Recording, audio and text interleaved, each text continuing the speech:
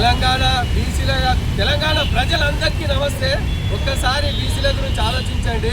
ఇప్పుడు 3 పార్టీలు కలిసి తెలంగాణ ఇద్దామనుకుంటున్నాయి, కానీ ఇక్కడ ఆపింది ఎవరు? ఓన్లీ హైకోర్టు, సుప్రీంకోర్టు ఆపిందని 3 పార్టీలు చెప్తున్నాయి. కానీ ఒక్కసారి ఆలోచించండి, బీసీలకు ఇవ్వాల్సిన రిజర్వేషన్ కోర్టు ఆపినాయి అంటారు వీళ్ళు 3 పార్టీలు కలిసి. ఎంత మోసం! ఇవి ఆపింది ఎవరు? నరేంద్ర మోడీ బీసీ. ఆయన తలుచుకుంటే ఒక్క రోజున మనకు ఈజీగా వచ్చేస్తుంది. మోసం చేస్తుంది నరేంద్ర మోడీ. ఎందుకంటున్నా అంటే ఓసీలకు 10% రిజర్వేషన్ ఇచ్చింది ఎవరు? మోడీ. వాళ్ళు అడగకుండా ఇచ్చిండు మోడీ రిజర్వేషన్. మనకెందుకు ఇయ్యాడు మోడీ? ఫస్ట్ మన దగ్గర తమిళనాడులో 65% రిజర్వేషన్ వచ్చింది. ఎట్లా వచ్చింది? జయలలిత గారు ఆమె కాంగ్రెస్ కు మద్దతు కావాలనుకుంటే మాకు రిజర్వేషన్ కావాలని ఆమె ఫిట్టింగ్ పెట్టడం వల్ల వాళ్ళకి రిజర్వేషన్ వచ్చింది. ఇప్పుడు మన తెలంగాణలో కూడా 8 మంది ఎంపీలు బీసీలు ఉన్నారు.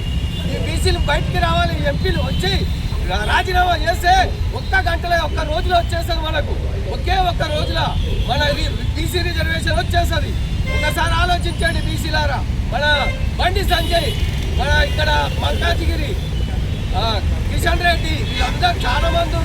వీళ్ళందరూ బయటకు వస్తే మనకు బీసీలో ఈజీగా వచ్చేస్తుంది మనకు. వీళ్ళని మనం ఒక్కొక్క